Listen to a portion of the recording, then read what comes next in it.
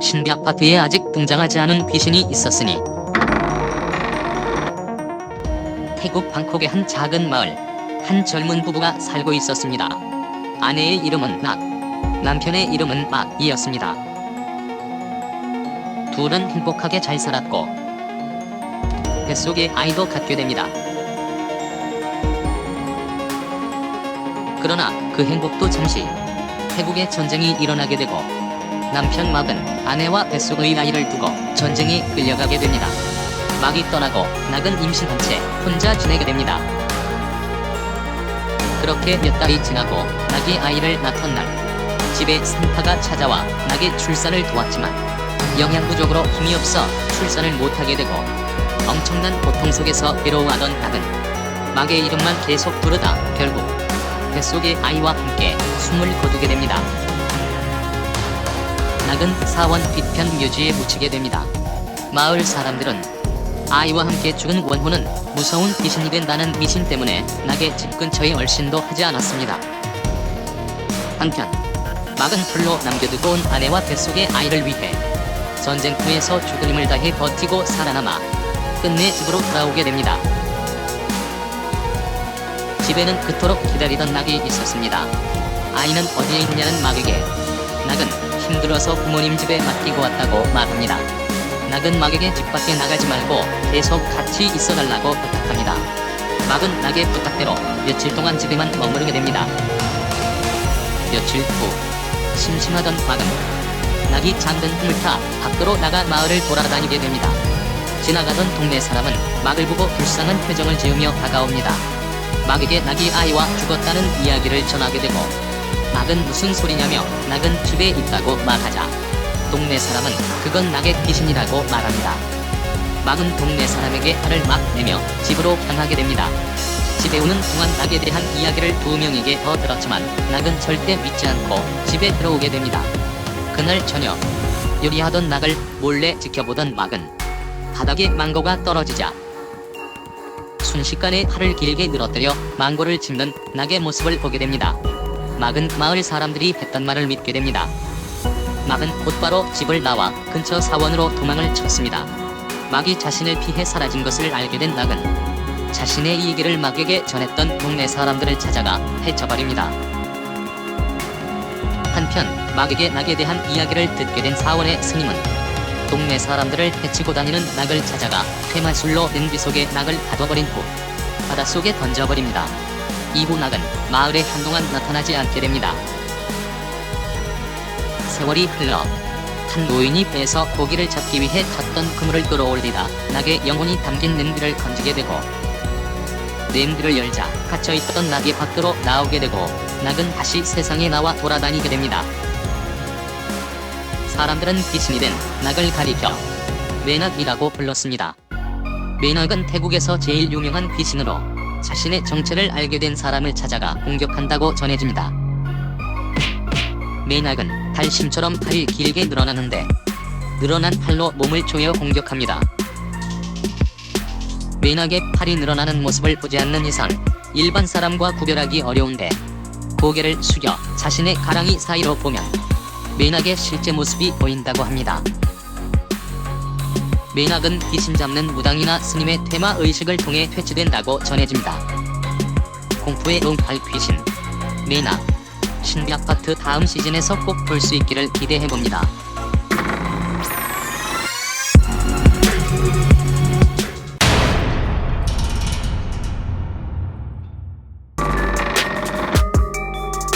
여러분은 혹시 자다가 가위에 눌려본 경험이 있으신가요?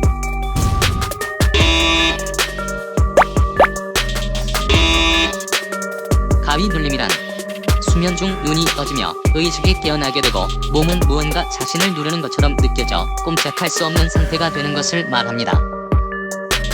정신은 잠에서 깬 것 같지만 몸을 움직이려고 해도 힘이 없어 못 움직이게 됩니다. 무서움의 소리를 질러도 목소리가 나오지 않기 때문에 누군가에게 도움을 청할 수도 없게 됩니다. 어떤 사람들은 위에서 몸을 누르고 있는 귀신의 모습을 목격하기도 합니다. 가위 눌림은 보통 불규칙적인 생활이나 극심한 스트레스가 수면 중 나타나는 것으로 알려져 있으나 과학적으로 정확한 원인이 밝혀진 것은 아무것도 없습니다.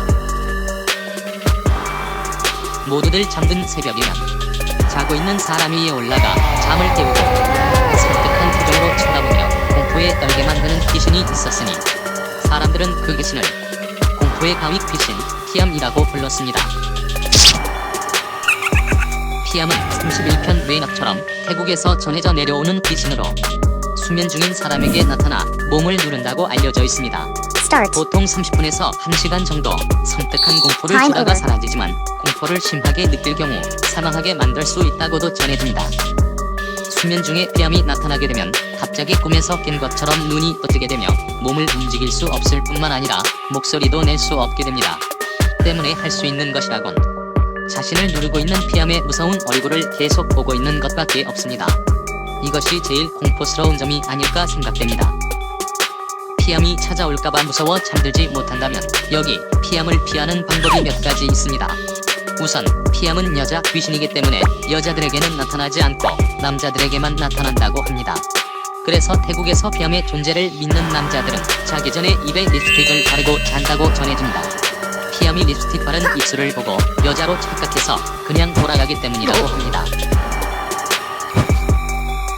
또 피암은 잠이 들면 나타나기 때문에 아예 잠을 자지 않는 방법이 있습니다. 하지만 몰려오는 잠을 참는 건 도저히 불가능할 것 같습니다. 물론 영국의 타일리 실지라는 사람은 969시간, 즉 48시간 동안 잠들지 않은 놀라운 기록을 가지고 있습니다. 하지만 기록을 세우고 난 후 건강이 매우 악화되었다고 합니다. 여러분, 잠이 보약입니다. 꿀잠 자는 습관을 갖도록 해요. 잠을 깨우는 공포의 가위 귀신 피암 신비아파트 다음 시즌에서 꼭 볼 수 있기를 기대해봅니다.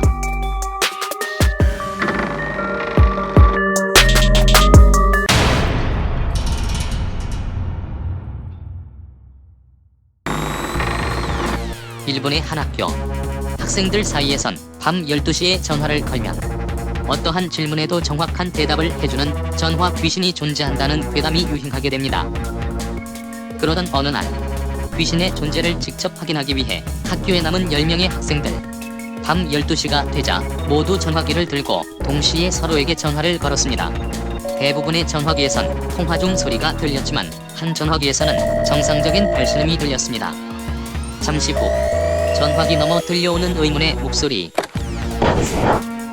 학생들의 목소리가 아닌 전혀 다른 사람의 목소리였습니다. 10명의 학생들은 소름 끼치게 놀랐습니다.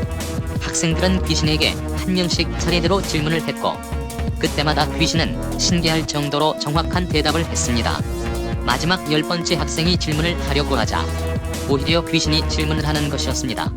2030년 6월 7일 무슨 일이지? 계산하기 힘든 질문에 결국 대답을 하지 못하게 되고 갑자기 전화기 속에서 손이 튀어나와 학생의 눈을 가져가 버리게 됩니다. 사람들은 이 전화기 너머 공포의 존재를 귀신 앤서라고 불렀습니다. 앤서는 대답을 뜻하는 영어 Answer. 에서 유래한 것으로 보여지며 목소리만 들었을 뿐 외모에 대해 알려진 것은 없습니다. 귀신 앤서와 통화하는 방법은 밤 12시 10명의 학생이 동그랗게 둘러앉아 각자의 휴대폰으로 바로 옆 사람에게 전화를 거는 것입니다. 일반적이라면 당연히 통화 중 소리가 들려야 하지만 한 개의 전화기에서는 정상적으로 발신음이 들리며 앤서가 전화를 받는다고 알려져 있습니다. 앤서는 어떠한 질문에도 대답을 할 수 있으며 집에서 키우는 아주 뚱뚱한 흰색 개 한 마리가 있어. 이름이 뭐게? 네플. 어려운 문제도 맞출 수 있다고 전해집니다. 내가 귀신보다 훨씬 더 무서워하는 게 있어. 그게 뭐지? 엄마. 하지만 마지막에 질문하는 사람에게는 오히려 앤서가 질문을 하게 되는데 도저히 맞출 수 없는 질문을 하기 때문에 결국 앤서에게 공격당하게 된다고 합니다. 소문에 의하면 앤서의 몸이 완전하지 않기 때문에 자신에게서 부족한 신체 부위만 골라 빼앗아가 버리는 것이라고 합니다. 앤서에게 먼저 전화를 걸지 않는다면 앤서가 먼저 전화하는 일은 없다고 하니 걱정하지 않아도 될 것 같습니다. 친구들과 장난으로 앤서를 불러냈다가 눈썹을 빼앗겨 모나리자가 된 둘이를 구하기 위해 고군분투하는 신비의 모습 신비 아파트 다음 시즌에서 꼭 볼 수 있기를 기대해봅니다.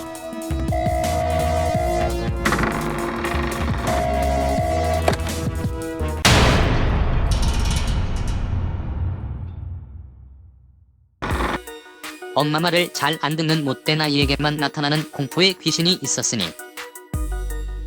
그 귀신의 이름은 바로 마마귀. 마마귀는 말 안 듣는 자식에게 화를 내다가 화병으로 죽은 엄마의 원혼으로 자식이 걱정되어 차마 하늘로 올라가지 못하고 세상 이곳저곳을 떠돌며 말 안 듣는 아이들에게 나타나 혼쭐을 내주고 사라지는 귀신을 말합니다. 마마귀는 엄마 말씀을 안 듣는 아이, 욕을 즐겨하는 아이, 게임을 좋아하는 아이들에게 자주 나타나는데 화가 난 엄마의 몸속으로 들어가 엄마를 조종한다고 합니다. 마마귀가 엄마의 몸속에 들어가게 되면 고막을 강타하는 파이톤의 폭풍 잔소리 래핑을 시작하며 특히 눈물로 호소하는 감동적인 펀치라인이 일품이라고 합니다. 폭풍 잔소리 랩이 효과를 보지 못하게 되면 마마귀는 순식간에 다가와 100만 볼트를 순간 맛보게 하는 등짝 스매싱을 선물합니다. 일단 등짝 스매싱을 한번 맞게 되면 정신을 번쩍 차리게 되며 로봇처럼 말을 잘 듣게 돼버린다고 합니다. 마마귀는 무력이 강한 것으로 알려져 있으며 특히 가방을 아주 좋아한다고 알려져 있습니다. 그렇기 때문에 마마귀가 나타났을 때 엄마 공부 열심히 해서 이 다음에 크면 가방 많이 사줄게 라고 말하면 마마귀의 화가 사그라들며 엄마 몸속에서 나온다고 합니다. 엄마를 공포의 화신으로 만들어버리는 귀신 마마귀 신비 아파트 다음 시즌에서 꼭 볼 수 있기를 기대해봅니다.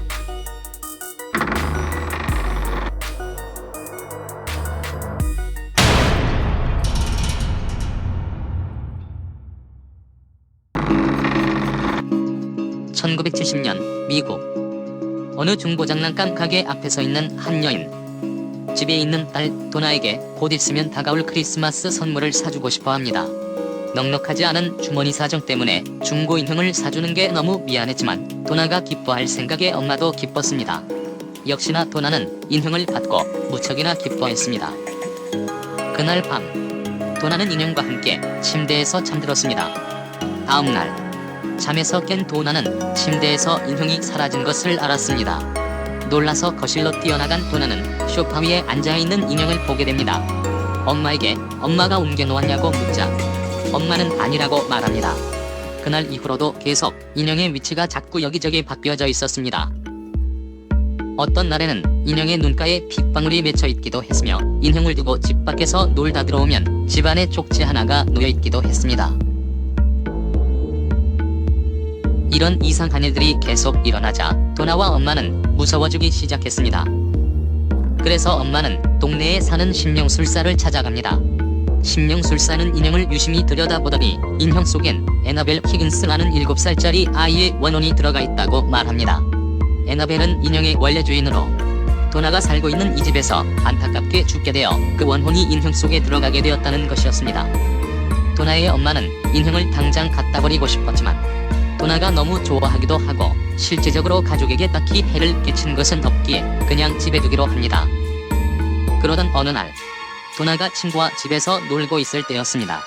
친구는 도나의 인형을 보더니 너무 못생겼다며 당장 갖다 버리고 엄마한테 새 걸로 사달라고 해 라고 했습니다. 그러자 도나는 이 인형에는 애나벨이라는 친구가 들어있어 라고 말합니다. 얼마 후 놀다 잠이 든 도나의 친구는 가위에 눌리게 되고 자신을 공격하려고 하는 무서운 여자아이의 모습을 보게 됩니다. 공포를 느끼며 간신히 잠에서 깨었을 때 가슴에 선명하게 남아있던 7개의 발톱 자국을 발견합니다. 도나의 엄마는 친구에게 이 사실을 듣고 너무 놀랐습니다. 엄마는 곧바로 그 당시 미국에서 제일 유명한 심령술사 부부를 찾아갑니다. 바로 워렌 부부였습니다. 워렌 부부는 과학적으로는 설명할 수 없는 초자연적인 일들을 조사하고 악령에 씌인 사람들을 구하는 일을 해왔습니다. 워렌 부부는 인형을 보자마자 엄청난 악령의 기운을 느꼈습니다. 즉시 심령술로 인형 속을 들여다보았고 그들이 본 것은 바로 7살 애나벨로 위장한 악마의 모습이었습니다. 워렌 부부는 엄마에게 당장 악마를 인형 속에서 쫓아내야 한다고 말하고는 퇴마 의식을 시작했습니다.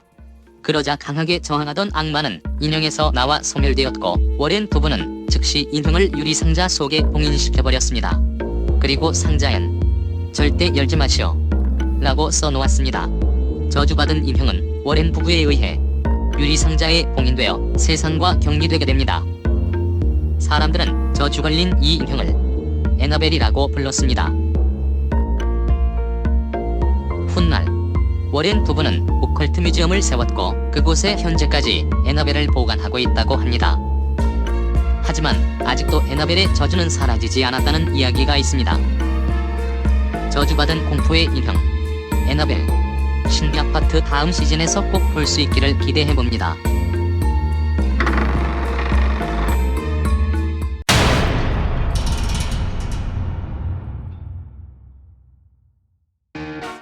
신비 아파트에 아직 등장하지 않은 귀신이 있었으니 그들은 바로 공포의 할매들. 수많은 공포 괴담에 자주 등장하는 귀신 캐릭터 바로 할매 귀신입니다.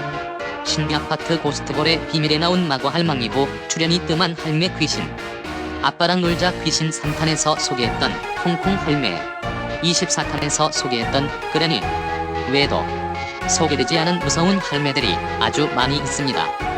이번 편에서는 3명의 무서운 할머니들을 소개해볼까 합니다. 먼저 소개할 공포의 할매는 바로 일촌 할매.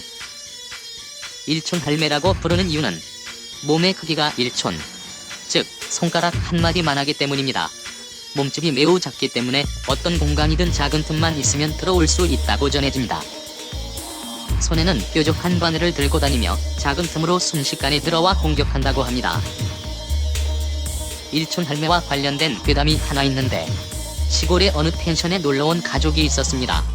가족은 펜션에서 하룻밤을 묵었고 다음날 놀러왔던 가족의 딸이 화장실에서 죽은 채 발견됩니다.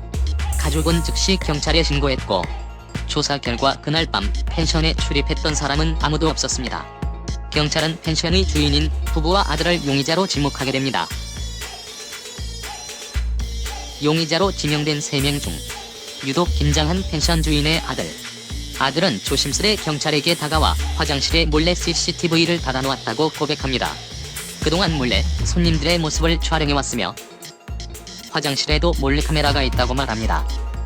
경찰은 불법 영상물 촬영으로 즉시 아들을 구속시켰고 화장실에 설치된 카메라에 녹화된 영상을 확인했습니다.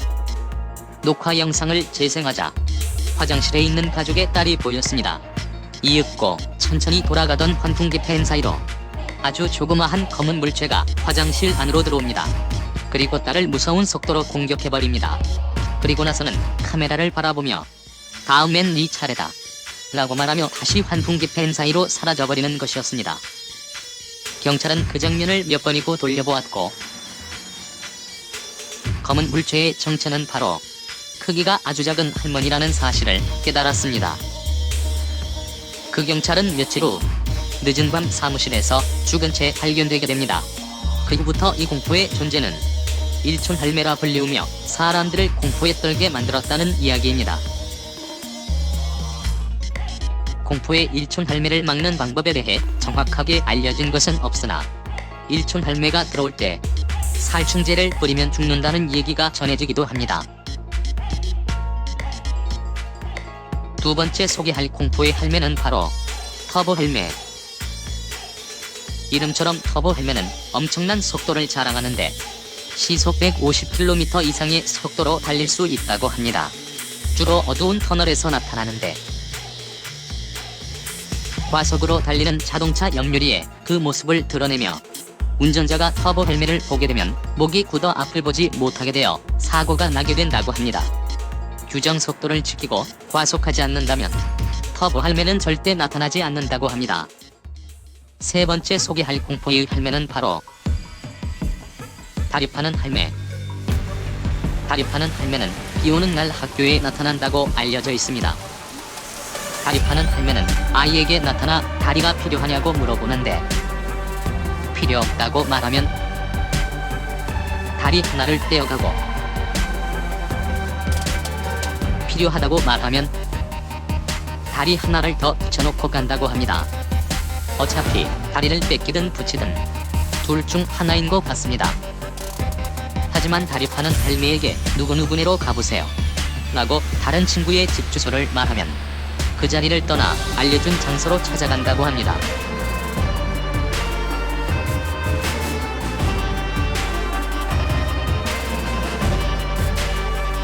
수많은 괴담에 자주 등장하는 공포의 할매들. 신비 아파트 다음 시즌에 꼭 볼 수 있기를 기대합니다.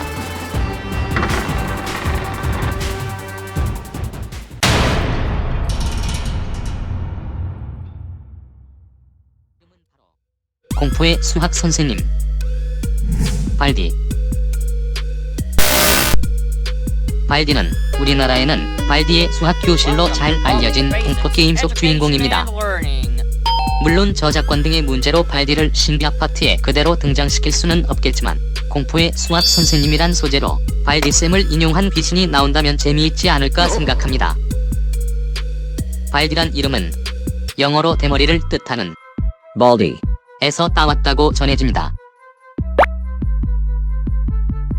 이유는 외모를 보면 알 수 있는데 계란형 얼굴에 못생긴 이목구비 그리고 머리는 반짝반짝 대머리입니다. 물론 완전 빡빡 대머리가 아니라 마지막 자존심인 한 가닥의 머리카락이 남아있습니다. 처음엔 인자해 보이지만 자신이 낸 수학 문제를 틀리게 되면 그 난폭한 성격이 드러나는데 자를 들고 나타나 자를 손바닥으로 때리며 무섭게 따라옵니다. 잡히게 되면 무차별적으로 공격을 해버립니다. 발디가 왜 그렇게 무섭게 쫓아와서 공격하는지는 모르겠습니다. 아무튼 스트레스를 잘 받는 성격이며 그래서 탈모도 온 것이 아닐까 생각됩니다. 게임 스토리는 이렇습니다. 수학시험을 하루 앞둔 어느 날 함께 공부를 하던 한 친구가 학교에 공책 7권을 모두 두고 왔다며 걱정을 합니다. 사정이 있어서 자신은 공책을 가지를 못가니 수학을 포기한 너는 공부 안 해도 되지 않냐며 대신 좀 가져다 달라고 부탁하게 됩니다. 생각해보니 친구 말이 맞다고 생각한 아이는 학교로 향합니다. 학교에 들어서자 반갑게 맞이하는 발디쌤. 발디쌤이 공책들을 학교 이곳저곳에 숨겨놓았고 쉬운 수학 문제도 함께 있으니 풀어보라고 말합니다. 처음 교실에 들어서자 탁자 위에 노트가 있었습니다. 노트를 집으려고 하자 패드에서 수학 문제가 나오는데 너무나 쉬운 문제였습니다. 순식간에 세 문제를 풀어버리고 나오게 됩니다. 문 밖엔 발디쌤이 기다리고 있는데 잘했다며 동전도 줍니다. 다른 교실에 들어가 똑같이 문제를 풀기 시작하는데 첫 번째 문제와 두 번째 문제는 역시나 무척 쉬웠습니다. 하지만 마지막 문제는 글자가 겹쳐져 도무지 무슨 글씨인지 알아볼 수가 없게 됩니다. 결국 풀지 못하고 노트만 들고 나오자 어디선가 기괴한 소리가 들려옵니다.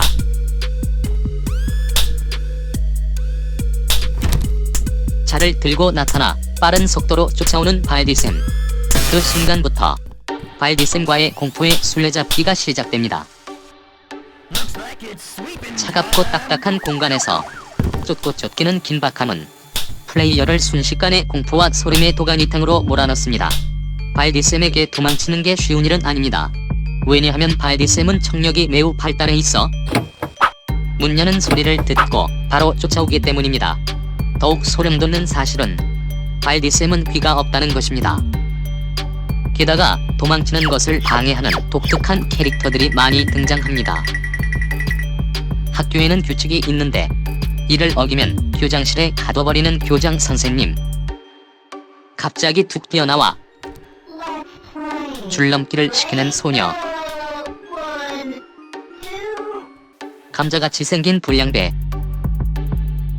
등등 플레이어를 당황시키는 여러 존재들이 있습니다.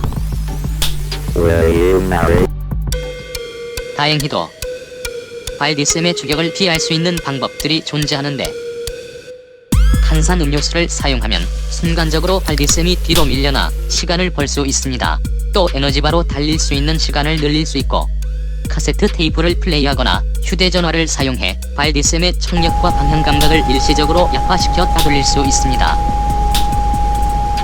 하지만 이런 방법들이 발디셈으로부터 도망치는 시간을 벌어줄 뿐 완전히 없애는 방법은 아닙니다.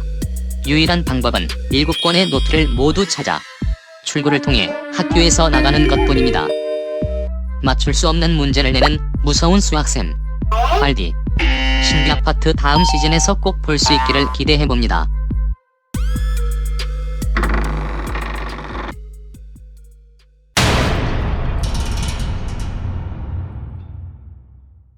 그 귀신의 이름은 바로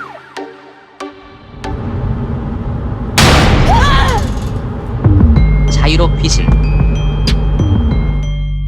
때는 2000년도 중반, 서울과 파주를 연결하는 도로인 자이로에서 늦은 밤 운전 중에 귀신을 보았다는 소문이 생겨납니다. 귀신을 본 사람이 한두 명이 아니고 여러 명이기 때문에 이 소문은 인터넷상으로 급속도로 퍼지게 됩니다. 귀신을 본 사람들이 말하는 목격담은 모두 비슷했습니다. 한밤중에 자이로를 달리고 있었는데 도로 한복판에서 선글라스를 끼고 있는 여자가 손짓을 하고 있었다는 것이었습니다. 귀신을 보고 너무 놀라 사고가 날 뻔했다는 사람도, 진짜로 사고가 난 사람도 있다는 것이었습니다. 사람들은 자이로에 나타나는 그 귀신을 자이로 귀신이라고 부르기 시작했습니다. 처음 자이로 귀신에 대한 소문이 시작되었을 때 어떤 사람들은 남자친구와 헤어지게 된 여자가 너무 많이 울어 눈화장이 검진 채로 도로를 돌아다니는 거라며 비웃는 사람도 있었습니다. 하지만 끊임없이 자이로 귀신에 대한 목격담이 나오게 되면서 자이로 귀신은 점점 사람들 사이에서 무서운 공포의 존재가 돼버립니다. 당시 일부러 자이로 귀신을 보기 위해 찾아가는 사람들도 생겨나기 시작했습니다. 어떤 사람들은 진짜로 차를 세워 자이로 귀신을 가까이서 봤다는 사람들도 있었습니다. 그리고 그 사람들에 의해 자이로 귀신에 대한 놀라운 사실이 하나 알려지게 됩니다. 그것은 바로 검은색 선글라스를 낀 여자가 아니라 눈이 없어서 그 자리가 뻥 뚫려있기 때문에 선글라스를 낀 것처럼 까맣게 보였다는 사실이었습니다. 그 소름돋는 사실에 사람들은 자이로 귀신을 더욱 무서워하기 시작했습니다. 얼마가 지나 사람들 사이에서 몇 년 전 자이로에서 발생한 뺑소니 사건이 화제가 됩니다. 차가 고장나 밖에 나와 도움을 요청하던 한 여성이 뺑소니 사고를 당하게 되고 여자를 친 운전자는 그대로 도망쳐버린 사건이었습니다. 끝내 범인이 누구인지 밝혀내지 못하게 됩니다. 사람들은 그 여자의 원한이 귀신이 되어 나타나 자이로를 떠돌며 자신을 친 사람을 찾는 것이라고 추측했습니다. 자이로 귀신은 그렇게 몇 년간 사람들을 공포에 떨게 만들다 어느 날부턴가 더 이상 자이로에 나타나지 않았다고 합니다. 아마도 자신을 그렇게 만든 뺑소니범을 찾았기 때문일지도 모르겠습니다.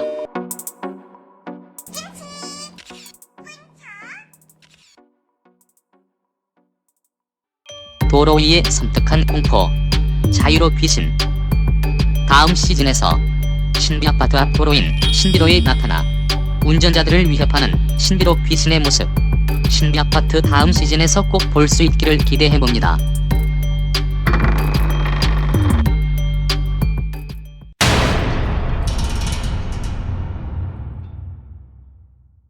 노란색 마스크를 쓰고 아이 혼자 있는 집에 찾아와 창문 너머로 부르는 공포의 귀신이 있었으니 그 귀신의 이름은 바로 지옥의 입냄새, 노란 마스크. 노란 마스크는 젊은 남자의 모습을 하고 있으며 노란색 마스크로 입을 가리고 다닌다고 합니다. 마스크를 자세히 보면 완전한 노란색이 아닌 누런색 또는 누리끼리 한색인데 입냄새가 너무나 지독해 하얗던 마스크가 누렇게 변한 것이라고 합니다. 공포의 노란 마스크가 탄생하게 된 이야기가 있습니다. 예전에 한 남자가 있었습니다. 그런데 그 남자는 친구도 여자친구도 없었습니다. 왜냐하면 그 남자에게서 지독한 입냄새가 났기 때문입니다. 주변 사람들은 그 남자를 피해 다녔고 자신의 처지를 비관한 남자는 안타까운 선택을 하고 맙니다. 결국 남자의 원혼은 앞뒤가 되어 세상 이곳저곳을 떠돌며 지옥의 입냄새로 사람들을 괴롭히게 되었다고 합니다. 노란 마스크는 주로 아이 혼자 있는 집에 찾아와 밖에서 하고 부르는데 이때 대답을 하면 순식간에 찾아와 강력한 입냄새로 질식시켜버린다고 합니다.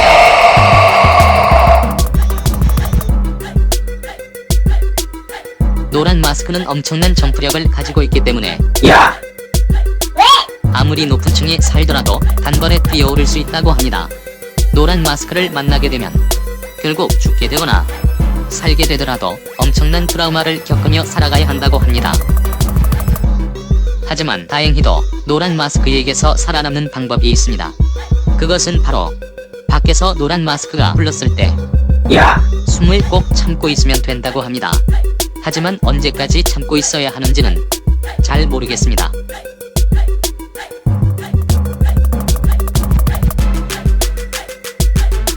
숨을 참지 못해 결국 노란 마스크와 만나게 되더라도 걱정하지 마세요. 최후의 방법이 남아 있습니다. 그것은 바로 근처에 있는 노란색 물건을 가져다 손에 쥐고 마음속으로 물러가라라고 5번 말하면 진짜 물러간다고 합니다. 단 마음속으로만 말해야 하며 진짜로 말하게 되면 곧바로 지옥의 입냄새를 맡게 된다고 합니다. 만약 여러분의 친한 친구에게 입냄새가 난다면 어떻게 하시겠습니까? 즉시 절규하기, 욕하기, 코 막고 얘기하기. 여기 친구가 상처받지 않으면서 입냄새 난다고 표현하는 센스 있는 방법이 있습니다. 껌 줄까? 양치하러 갈래? 야, 너 이빨 썩었나봐. 치과에 당장 가봐. 등등. 친구가 상처받지 않도록 예쁘게 말하는 것입니다.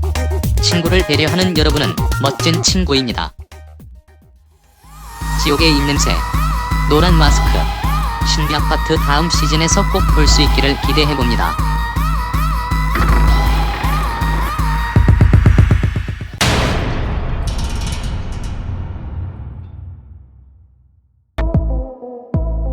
옛날에 친구들로부터 따돌림을 당하는 한 소녀가 있었습니다. 늘 그래왔듯이 그날도 친구들로부터 괴롭힘을 당하고 있었습니다. 그때 장난기 많던 한 친구가 개구리를 가져와 먹어보라며 소녀의 입에 억지로 넣었고 결국 목에 걸려 소녀는 숨을 거두게 됩니다. 소녀가 죽자 괴롭히던 친구들은 겁이 나 모두 도망가 버렸습니다. 안타까운 죽음을 맞이한 소녀의 원혼은 개구리와 합쳐지게 되고 개구리의 피부처럼 초록색으로 물든 마스크로 입을 가린 채 돌아다니는 귀신이 되고 맙니다. 귀신이 된 소녀는 제일 먼저 자신을 괴롭혔던 친구들을 찾아가 모두 해치워 버렸다고 합니다.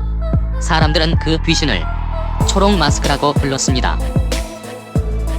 초록 마스크는 마스크를 벗어도 특이하게 없는 평범한 소녀의 모습이지만 입속에는 개구리처럼 긴 혀를 가지고 있다고 합니다. 긴 혀로 순식간에 상대의 목을 감싸 질식시켜버린다고 합니다. 또한 개구리처럼 뛰어난 점프력을 지녔다고 합니다.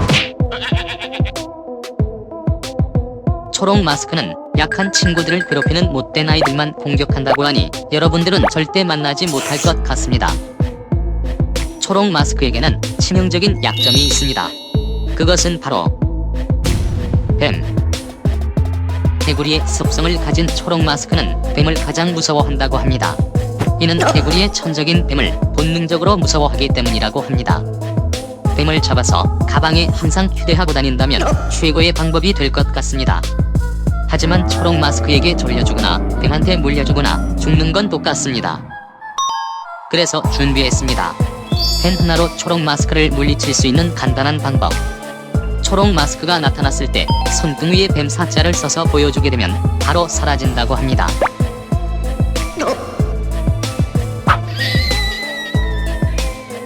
하지만 영어나 한글이 통하는지는 아직 확인되지 않았습니다.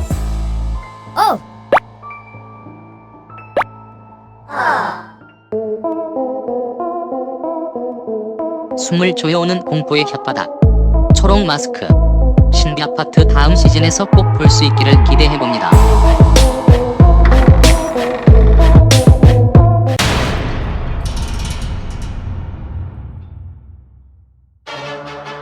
신비아파트에 아직 등장하지 않은 귀신이 있었으니 옛날에 한 아이가 엄마한테 혼나며 손톱을 깎고 있었습니다. 엄마는 손톱 속에는 사람의 혼이 깃들어 있으니 잘 모아 종이에 싸서 버리라고 말합니다. 하지만 아이는 보란듯이 자른 손톱들을 마당에 던져버리고 방으로 들어가 버립니다.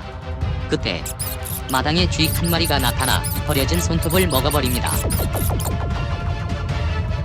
다음날 아침, 아들은 일어나 밥을 달라며 엄마를 찾는데 자신과 똑같이 생긴 아이가 밥을 먹고 있는 것이었습니다. 엄마는 소스라치게 놀라게 됩니다. 엄마에게 자신이 진짜 아들이고 제가 가짜라고 말하자 밥을 먹던 아이도 엄마에게 다가가 자기가 진짜라고 말하게 됩니다. 얼굴이며 목소리며 너무나도 똑같았기 때문에 엄마는 무척 당황스러웠습니다. 진짜 아들을 가리기 위해 엄마는 두 아이에게 질문을 했습니다. 엄마의 신체 비밀을 하나 말해봐. 아들이라면 알고 있겠지? 평소 엄마에게 관심이 없던 진짜 아들은 대답을 못하고 다른 아이는 엄마 등에 있는 털이 난 사마귀점이라고 말했습니다. 엄마는 진짜를 알아냈다며 아이를 쫓아내버립니다. 아이는 몇 번이나 집에 다시 찾아가 자신이 진짜 아들이라고 말했지만 아무도 믿어주지 않았습니다. 그렇게 아들은 며칠째 집에서 쫓겨나 밖에서 노숙자처럼 지내다 한 스님을 만나게 됩니다. 걱정이 가득한 아이의 얼굴을 보자 스님은 아이에게 무슨 일이 있었냐고 물었습니다. 아이는 자신이 겪었던 일을 말했습니다. 스님은 깜짝 놀라며 그건 사람으로 변신하는 요괴 쥐가 한 짓이라고 말했습니다. 그리고는 절에서 10년째 키우던 고양이를 한 마리 건네며 이 녀석을 집에 있는 아이에게 보여주라고 말합니다. 아이는 스님의 말대로 집으로 다시 돌아와 가짜에게 고양이를 보여줬습니다. 고양이가 가짜를 보자마자 날카로운 발톱을 드러내며 위협했습니다.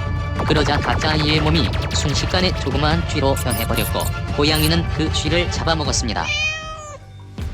아이는 전처럼 다시 자신의 집에서 살 수 있게 되었다고 합니다. 그때부터 사람들은 둔갑술을 부리는 그 요괴쥐를 둔갑쥐라고 불렀습니다. 그리고 손발톱을 깎으면 아무 곳에나 함부로 버리지 않게 되었다고 합니다. 둔갑쥐는 사람의 모습으로 변신하는데 외모는 물론 생각과 기억력까지 똑같이 복제하기 때문에 복제한 사람의 가족과 집 그리고 친구들까지 모두 빼앗아 버린다고 합니다. 둔갑쥐는 사람의 손톱이나 발톱 등을 먹고 그 사람으로 복제한다고 합니다. 손톱 발톱에 사람의 혼이 깃들어 있다는 말이 거짓은 아닌 것 같습니다. 둔갑쥐는 쥐의 천적인 고양이를 무서워하는데 특히 내공이 강한 고양이를 만나게 되면 둔갑술이 풀려버리게 된다고 합니다. 또 다른 나를 만들어내는 둔갑쥐. 요즘처럼 몸이 10개라 더 부족한 우리 친구들에게는 꼭 한번 불러내보고 싶은 요괴가 아닐까 생각됩니다. 공포의 복제 요괴 둔갑쥐. 신비아파트 다음 시즌에서 꼭 볼 수 있기를 기대해봅니다.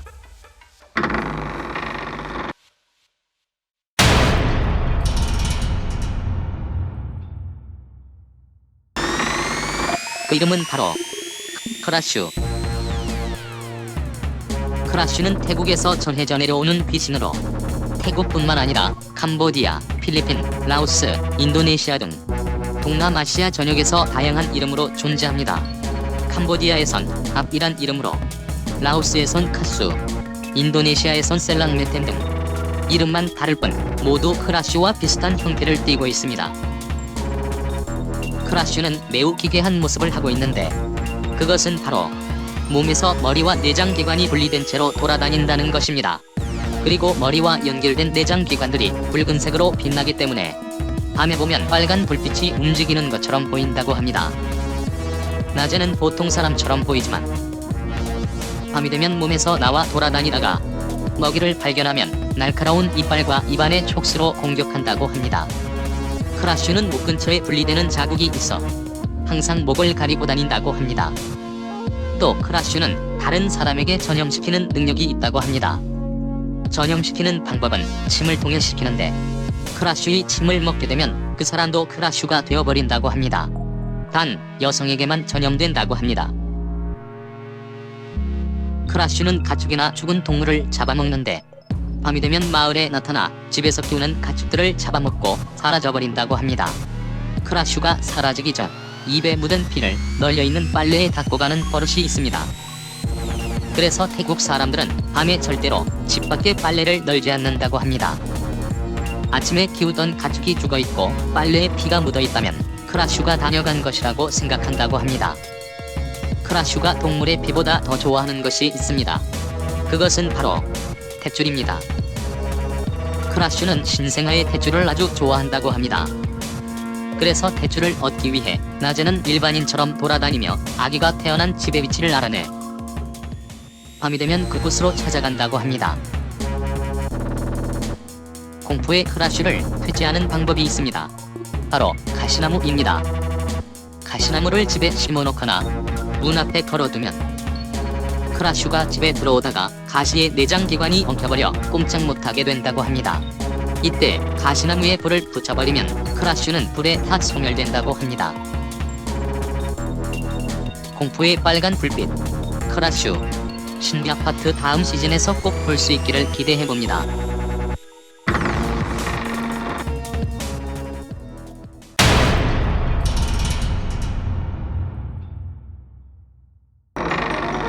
그 이름은 바로 화폐 귀신. 1990년대 사람들을 충격과 공포로 몰아넣은 괴담이 있었으니 그것은 바로 김민지 괴담. 괴담의 내용은 이렇습니다.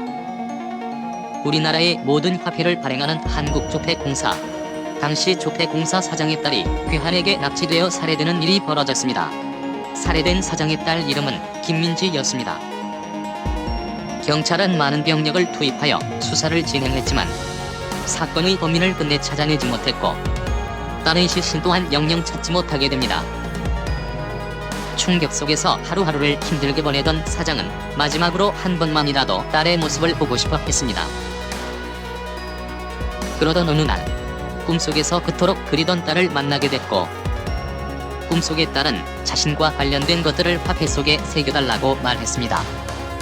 그렇게 하면 자신의 원한도 풀리고 자신의 시신을 찾을 수 있을 거라고도 말했습니다. 꿈에서 깬 조폐공사 사장은 곧바로 우리나라에서 발행되는 화폐에 자신의 딸과 관련된 상징들을 새겨놓을 계획을 세웠고 실행에 옮겼습니다. 딸과 관련된 상징들은 암호처럼 숨겨져 있기 때문에 자세히 보지 않는 이상 쉽게 알 수 없었습니다. 하지만 호기심 많은 사람들에 의해 화폐 속 숨겨진 암호들이 하나씩 드러나게 되었고 사람들 사이에 알려지게 됩니다. 사람들이 추측했던 화폐에 숨겨진 암호들은 다음과 같았습니다. 10원짜리에 있는 다보탑엔 김민지의 김자를,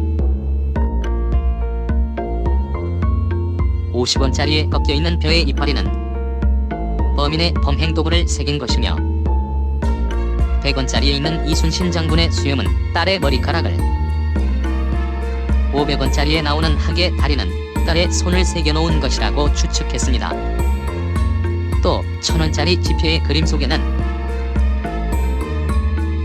영어로 MIN, 즉 민지의 민자를 영어로 써놓은 것이며 5000원짜리 지폐의 그림 속에 나오는 비석에 새겨진 RG자, 이것은 민지의 지를 뜻하는 것이라고 추측했습니다. 마지막으로 만원짜리 지폐에 등장하는 세종대왕, 세종대왕이 입고 있는 융포 무늬엔 딸의 다리를 새겼다고 추측했습니다. 숨겨진 암호들은 실제 화폐에서 눈으로 직접 확인할 수 있었기 때문에 당시 많은 사람들에게 충격과 공포를 느끼게 했습니다. 실제로 10원부터 만원까지 다 모으면 귀신이 나타난다는 소문까지도 등장하며 김민지 괴담은 더욱 무서운 괴담으로 퍼져나가게 됩니다. 하지만 몇 가지의 사실 확인만으로 괴담은 누군가 지어낸 이야기라는 것이 밝혀집니다. 먼저 역대 조폐공사 사장들의 자녀 중에 김민지라는 이름의 자녀는 없었다고 합니다. 그리고 화폐의 그림은 단순하게 사장이 지시해서 바꿀 수 없다고 합니다. 결국 괴담은 자연스럽게 사라져버리게 됩니다. 물론 지금은 화폐가 바뀌어 찾아볼 수 없겠지만 혹시 집에 모아둔 옛날 화폐가 있다면 한번 재미삼아 확인해보시기 바랍니다. 마지막으로 괴담 속 암호로 만들어본 화폐 귀신의 모습입니다.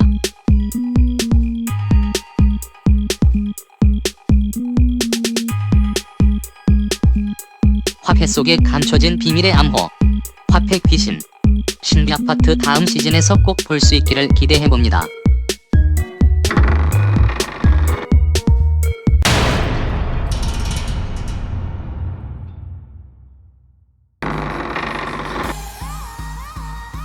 2006년 미국 뉴욕의 한 정신과 병원에서 의사가 환자를 상담하고 있었습니다. 환자는 어떤 남자가 자꾸만 자신의 꿈속에 나타나 자신을 위협한다고 했습니다. 그 남자의 얼굴이 자꾸 생각나서 일상생활을 하기 어렵다고 말했습니다. 의사는 환자에게 그 남자의 얼굴을 한번 그려보라고 했습니다. 환자는 거침없이 그 남자의 얼굴을 그려나갔습니다. 환자는 의사에게 그림을 건넸고 의사는 보자마자 깜짝 놀라게 됩니다. 왜냐하면 며칠 전에 비슷한 증상으로 온 환자의 그림과 거의 똑같았기 때문입니다. 의사는 두 환자에게 아는 사람이냐고 물었지만 두 환자 모두 처음 보는 사람이라고 했습니다. 며칠 후 비슷한 증상을 호소하는 환자가 또 찾아오게 됩니다. 의사는 환자에게 그 남자의 얼굴을 먼저 보여줬습니다. 그러자 환자는 소스라치게 놀라며 이 남자가 바로 자신의 꿈속에 나타나는 사람이라고 말했습니다. 그 후로도 그 얼굴을 꿈속에서 봤다는 환자들이 계속 생겨났습니다. 의사는 너무나 신기하면서도 소름 돋았습니다. 그리고 그 남자의 정체가 너무나도 궁금했습니다.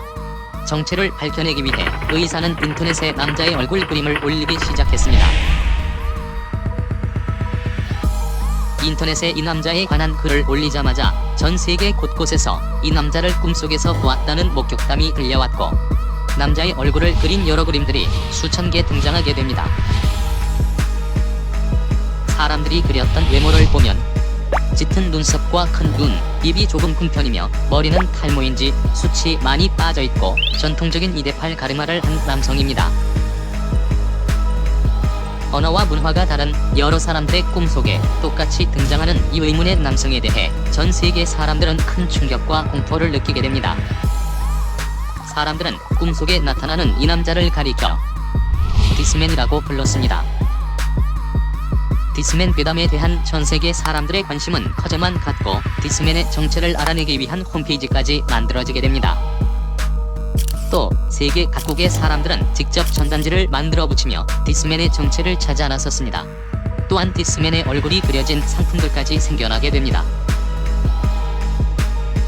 어떤 정신분석학자는 디스맨은 드림워킹이라는 능력을 사용하는 것이라고 말했습니다. 드림워킹이란 한 사람의 꿈에서 다른 사람의 꿈으로 이동할 수 있는 능력을 말하는데 그렇기 때문에 디스맨이 전 세계 사람들의 꿈속에 나타날 수 있었던 것이라고 했습니다. 디스맨은 꿈속에 다양한 모습으로 나타나는데 때로는 칭찬을 해주는 좋은 사람으로 나타나기도 하고 때로는 디스를 하며 상처를 주는 나쁜 사람으로 나타나기도 합니다. 하지만 일단 꿈속에서 디스맨을 한번 보게 되면 잠에서 깨고 나서도 그 얼굴이 자꾸 생각나 일상생활을 하기 힘들게 된다고 합니다. 디스맨을 만나고 싶지 않다면 꿈을 꾸지 않으면 됩니다. 하지만 꿈꾸는 것을 마음대로 조종할 수는 없습니다. 다만 잠에 깊게 들지 못했을 때 악몽을 꾸게 된다고 하니 꿀잠 잘 수 있도록 건강한 수면 습관을 가지면 될 것 같습니다. 과연 디스맨은 현실 세계에 살고 있는 사람이었는지 아니면 사연 많은 아저씨 귀신이었는지 그 정체가 궁금합니다. 꿈속을 돌아다니는 의문의 남자 디스맨 신비 아파트 다음 시즌에서 꼭 볼 수 있기를 기대해봅니다.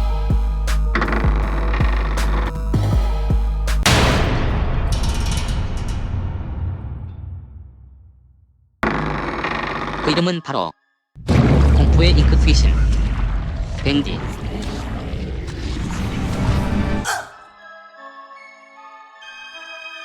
밴디는 밴디와 잉크기계라는 공포게임 속 귀신 캐릭터입니다. 2017년 최초 발매되자마자 전 세계 공포게임 매니아들에게 큰 사랑을 받게 됩니다. 총 5개의 챕터가 연결되는 탄탄한 스토리를 중심으로 1930년대를 배경으로 한 노란색과 검은색으로 이루어진 게임 화면, 어둡고 복잡한 공간과 디테일한 배경들, 그리고 플레이도 좀 깜놀하게 만드는 다양한 공포 요소들은 밴디와 잉크기계만의 매력이라고 할 수 있습니다. 밴디는 조이드리오 스튜디오라는 가상의 애니메이션 업체에서 만든 만화 캐릭터로서 귀엽고 장난스러운 외모를 가지고 있습니다. 이렇게 귀여운 뿜뿜 발산하는 밴디지만 악령이 되어 나타난 실체화된 밴디의 모습은 상당히 공포스럽습니다. 오직 스튜디오에서 탈출하는 것만이 공포의 밴디에게서 탈출하는 방법입니다. 하지만 악령 밴디와 그를 추종하는 또 다른 악령들의 방해, 그리고 미로처럼 복잡한 스튜디오를 벗어나는 게 좀처럼 쉬운 일이 아닙니다. 1인칭 퍼즐 액션 공포 게임 밴디와 잉크기계. 게임 스토리는 이렇습니다. 이야기는 헨리 스테인이란 남자의 시점에서 시작됩니다. 헨리는 조이드리오 스튜디오라는 애니메이션 업체에서 동료인 조이와 함께 일했습니다. 스튜디오의 직원들은 힘을 합쳐 열심히 일했고 밴디를 포함한 여러 만화 캐릭터들을 흥행시키며 발전해 나갔습니다. 하지만 점점 캐릭터들의 인기가 떨어져갔고 더 이상의 인기 캐릭터를 만들어내지 못하게 되면서 결국 헨리는 스튜디오를 떠나게 됩니다. 하지만 조이와 다른 직원들은 끝까지 남아 노력해보지만 끝내 조이드리오 스튜디오는 문을 닫게 됩니다. 그렇게 한참의 세월이 지난 어느 날 헨리는 한 통의 편지를 받게 됩니다. 바로 예전 동료였던 조이에게서 온 편지였습니다. 꼭 보여주고 싶은 것이 있으니 스튜디오로 와보라는 내용이었습니다. 스튜디오로 간 헨리는 예전과 달리 폐허로 변해 있는 사무실 모습을 보게 됩니다. 헨리는 스튜디오 여기저기를 돌아다니며 조이를 찾는데 무언가 숨겨져 있는 비밀 공간을 보게 됩니다. 그곳에는 거대한 무언가가 리프트에 매달려 있는 것처럼 보였습니다. 리프트를 동작시키자 거대한 잉크 기계가 그 모습을 드러냅니다. 웅장한 잉크 기계의 모습에 헨리는 놀라워했습니다. 갑자기 헨리는 무언가에 이끌리듯이 잉크 기계를 작동시켜 봐야겠다는 생각이 들었습니다. 그리고 작동 스위치를 찾아 나섭니다. 스튜디오를 돌아다니던 헨리는 끔찍한 장면을 목격하게 됩니다. 바로 벨트로 꽁꽁 묶여있는 보리스였습니다. 보리스는 예전 조이드리오 스튜디오에서 만들어진 캐릭터인데 만화 속에만 존재했던 보리스가 눈앞에 있다는 사실에 크게 놀랐습니다. 그리고 보리스의 처참한 모습을 보며 헨리는 무언가 끔찍한 일이 벌어졌음을 직감합니다. 또다시 스튜디오를 돌아다니던 헨리는 어느 컴컴한 방에서 잉크 기계의 작동 스위치를 발견합니다. 스위치가 있는 방 안은 마치 신에게 제사를 지내는 곳처럼 보였습니다.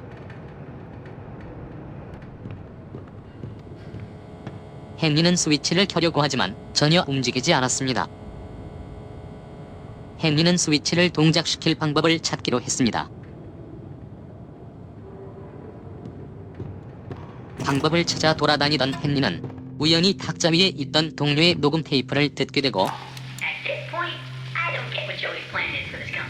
방 안에 있던 받침대와 그 뒤에 그려져 있던 물건들이 관련이 있음을 알게 되었습니다. 물건들은 잉크병, LP판, 인형, 톱니바퀴, 스패너, 책이었습니다.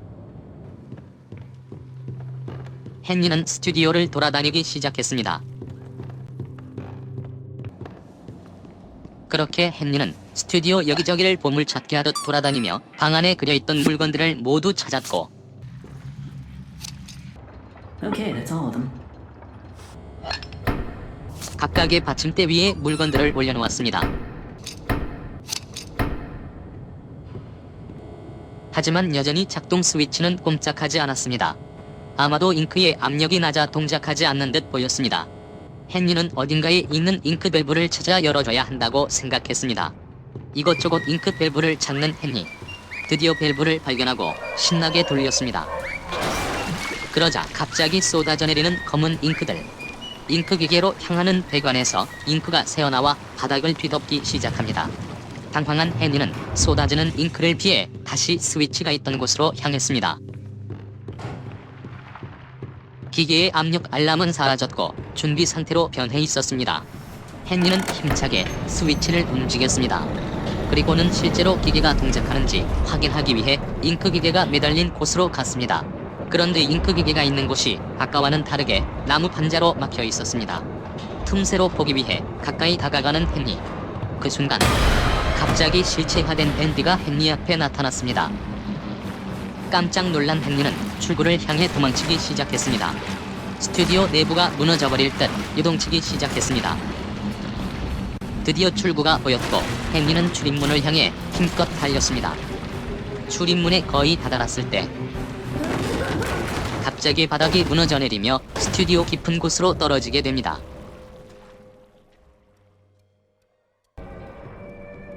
그렇게 헨리는 어둡고 캄캄한 스튜디오를 벗어나기 위한 숨막히는 탈출을 시작합니다. 그리고 악령이 된 밴디의 비밀을 하나씩 알아가게 됩니다. 과연 조이드리오 스튜디오에는 어떠한 일이 벌어졌던 것일까요? 그리고 밴디가 악령이 된 이유는 무엇일까요? 어둠 속에서 나타나는 공포의 핑크 귀신 밴디. 다음 시즌에서 가정용 컬러 프린터 잉크 귀신으로 변한 알록달록한 밴디의 모습, 신비 아파트 다음 시즌에서 꼭 볼 수 있기를 기대해봅니다.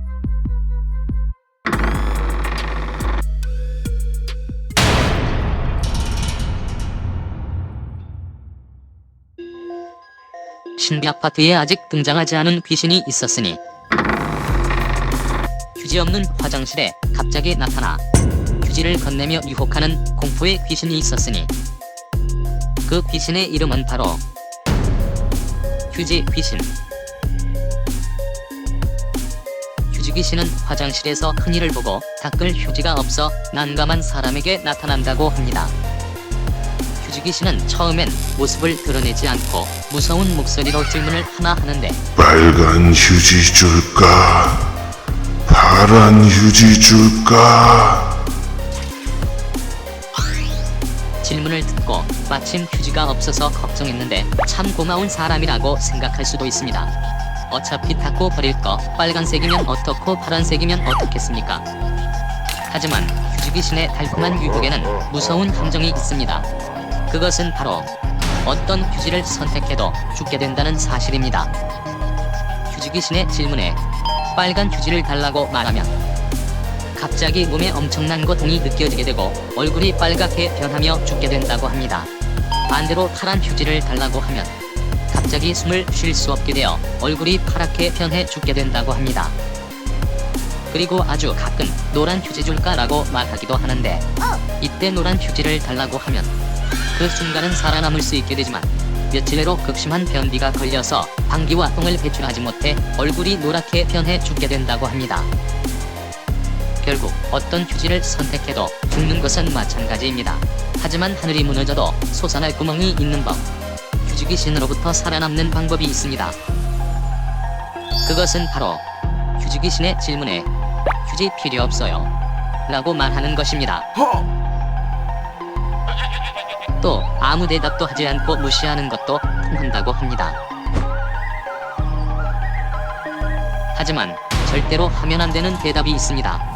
바로 휴지 귀신이 물어본 색이 아닌 다른 색 휴지를 달라고 하는 것입니다.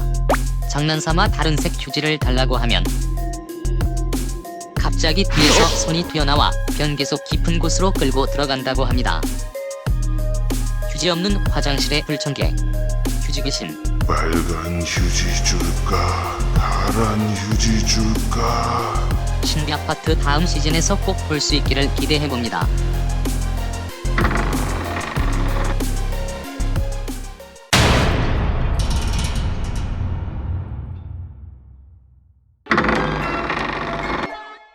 일본에서 전 국민에게 큰 사랑을 받는 노래가 있었으니 그 노래의 이름은 바로 사짱.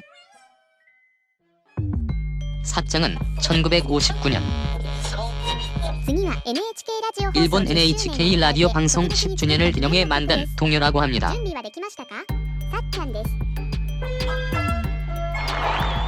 발표하자마자 전국적으로 큰 사랑을 받았고 60년이 지난 지금까지도 아이부터 노인까지도 모두 따라 부르는 국민 동요가 됩니다. 노래 제목인 사짱은 사치코라는 이름을 귀엽게 부르는 말로 일본에서는 이름 뒤에 짱을 붙여 애칭으로 사용하는데 예를 들면 나츠미는 나짱, 카즈미는 카짱으로 바꿔 부릅니다. 사장은 전체 3절로 구성되어 있으며 밝고 경쾌한 일반적인 동요와는 달리 조금은 이상하고 어두운 가사를 가지고 있습니다. 사장이 많은 사람들에게 불리게 되면서 사장의 노래 가사와 관련된 무서운 괴담도 생겨나기 시작합니다. 괴담의 내용은 이렇습니다. 사장 노래는 사치코라는 어린 소녀의 죽음과 관련된 노래라는 것이었습니다. 사치코는 바나나를 먹으며 걷던 중 발이 철로에 끼어 넘어지는데 달려오던 열차에 치여 발목이 절단되었고 출혈이 너무 심해 결국 죽게 되었다는 것이었습니다. 사람들은 바나나를 반밖에 못 먹어 불쌍하다는 2절 가사가 사치코가 바나나를 먹다 열차에 치였기 때문에 반밖에 먹지 못했다고 표현한 것이라고 했습니다. 또 3절에 나오는 멀리 가려고 해 라는 가사는 사치코가 하늘나라로 간다는 것을 멀리 간다라고 표현한 것이라고 했습니다. 그리고 사장은 3절이 마지막이 아니라 숨겨진 4절이 존재한다는 것이었습니다. 4절의 가사는 이렇습니다. 사장은 말이야. 건널목에서 발을 잃었어. 그래서 너희 발을 받으러 간대. 오늘 밤이야. 사장. 만약 사장이 숨겨진 4절을 소리내어 부르면 밤에 잠들었을 때 실제로 사장이 찾아와 발목을 가져가 버린다는 것입니다. 실수로 사장이 4절을 불렀다 해도 걱정할 필요는 없습니다. 발목을 가지러 온 공포의 사장을 막는 방법이 있습니다. 그것은 바로 바나나와 관련된 것을 머리 위에 놓고 자면 사장은 그냥 돌아간다고 합니다. 자신처럼 바나나를 좋아하는 사람은 봐주는 것 같습니다. 진짜 바나나 말고도 바나나 우유, 바나나 그림같이 바나나와 관련된 거라면 뭐든지 통한다고 합니다. 노래에 숨겨진 무서운 비밀, 사장, 신비아파트 다음 시즌에서 꼭 볼 수 있기를 기대해봅니다.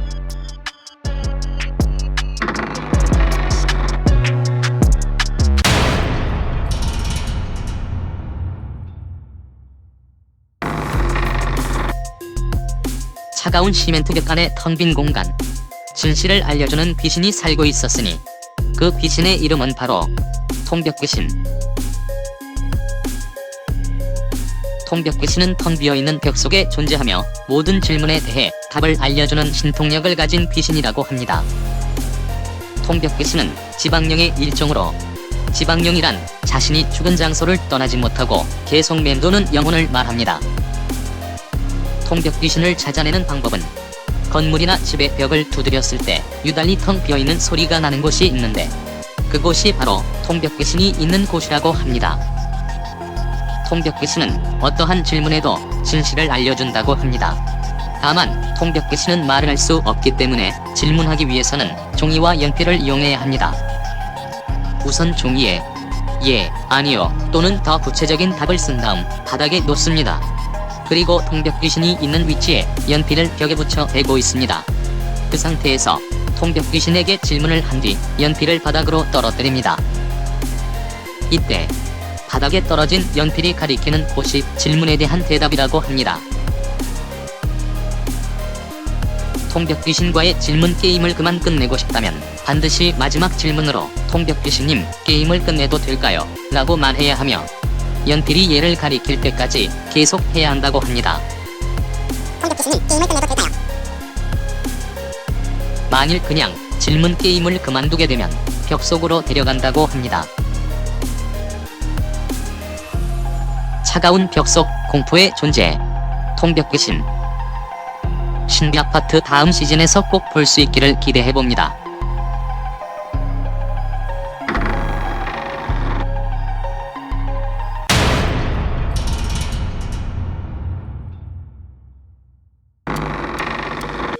공포의 문학 선생님, 발디나. 아빠랑 놀자 37편에 소개되었던 공포의 수학 선생님 발디. 발디에게는 사실 귀여운 여동생이 한 명 있었으니 그녀의 이름은 바로 발디나. 발디나도 오빠처럼 학교 선생님으로 시를 아주 좋아하는 문학 선생님입니다. 발디나 또한 오빠 발디처럼 공포게임 속 주인공으로 우리나라에는 발디나의 문학교실 또는 발디나의 국어교실로 알려져 있습니다. 발디나의 외모를 보면 역시 오빠인 발디와 비슷한 구석이 많습니다. 우선 집안대대로 되물림되는 탈모 증상 덕분에 발디나의 머리카락도 숱이 몇 가닥 없습니다. 하지만 한 가닥밖에 없는 발디는 발디나가 엄청 부러울 것 같습니다. 그리고 얼굴은 천하장사형 얼굴에 큰 눈과 빨간 입술, 코는 없습니다. 발디나는 초록색 원피스에 굽이 아주 높은 빨간색 하이힐을 신고 돌아다니는데 하이힐 덕분에 다리가 모델처럼 아주 길어 보입니다. 발디가 자를 들고 딱딱 소리를 내며 따라온다면 발디나는 또각또각 하이힐 소리를 내며 따라옵니다. 발디나는 자신의 수업 시간을 지키지 않는 학생이나 실을 안 해오는 학생을 무척 싫어하기 때문에 그런 학생을 무섭게 따라와 공격한다고 합니다. 발디나의 문학 교실은 발디의 수학 교실처럼 아무도 없는 학교에 들어가게 되면서 시작됩니다. 안에 들어서자 반갑게 맞이하는 발디나 쌤. 교실로 따라오라고 말합니다.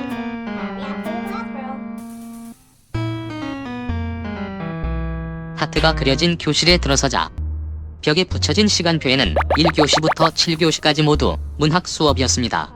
발디나에게 다가가자 문학 수업에서 배운 시는 집에 가서 꼭 외우라고 말합니다. 그러고는 붕어처럼 입만 움직이는 발디나 쌤. 이상해서 교실을 빠져나옵니다. 교실을 나와 학교 이곳저곳을 돌아다니는데 갑자기 수업 시작을 알리는 종소리가 들립니다. 그러자 갑자기 수업을 땡땡이 친 거냐며 찾아와 혼내주겠다고 말하는 발디나. 어디선가 또각또각 하이힐 소리가 들려오기 시작합니다. 그 순간부터 발디나와의 숨막히는 추격전이 시작됩니다. 이제 학교를 탈출하기 위해 할 일은 발디나가 학교 여기저기에 숨겨놓은 시가 쓰여진 종이 8개를 모으는 것입니다. 종이에 쓰여진 시문장들을 순서대로 맞추게 되면 발디나는 화가 풀리며 학교를 나갈 수 있게 해줍니다. 우선 여기저기 돌아다니며 종이를 모아야 합니다. 하지만 종이 8개를 모으는 일이 결코 쉬운 일은 아닙니다. 왜냐하면 학교에는 지독한 방해꾼들이 많이 있기 때문입니다. 먼저 똘똘이 안경을 쓰고 돌아다니는 안경소녀. 다짜고짜 수학 문제의 답을 알려달라고 합니다. 한껏 텐션이 올라 돌아다니는 치어리더걸. 근처에만 가도 마음대로 움직일 수 없게 만들어버립니다. 그리고 어깨 깡패 럭비보이. 부딪히면 잠깐 동안 기절해버립니다.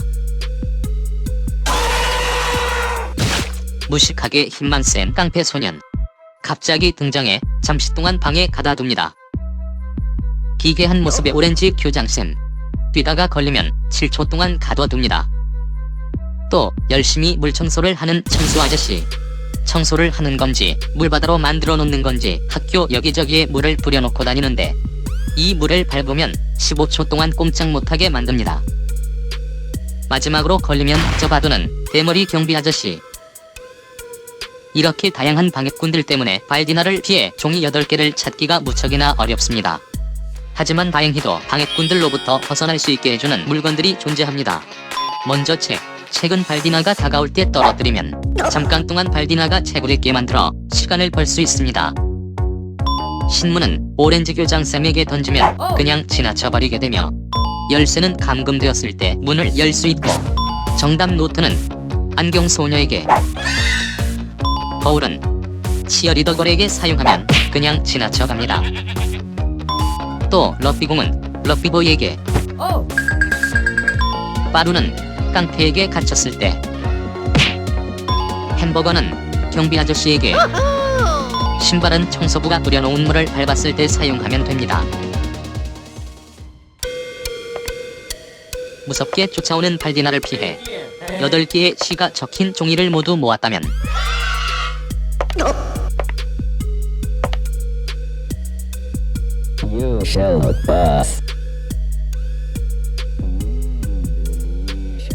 하트가 그려진 발디나의 교실로 들어가야 합니다.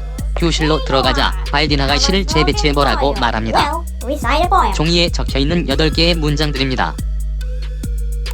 8개의 문장들을 올바른 순서로 배치하자.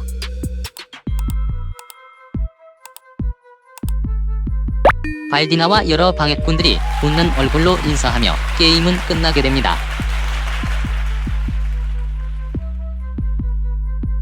미치도록 시를 사랑하는 공포의 문학 선생님 발디나 신비 아파트 다음 시즌에서 꼭 볼 수 있기를 기대해봅니다.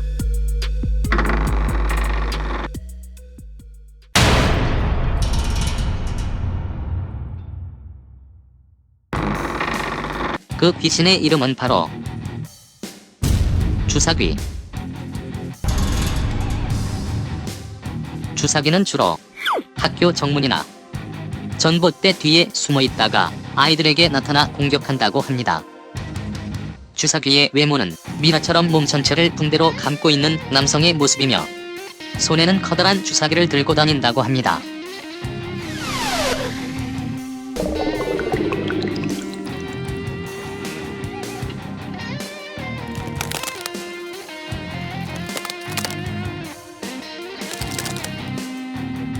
일단 주사귀가 나타나면 라고 묻는데 이때 싫어요 라고 말하면 그대로 다가와 독이 든 주사를 넣고 사라진다고 합니다. 반대로 좋아요 라고 말하면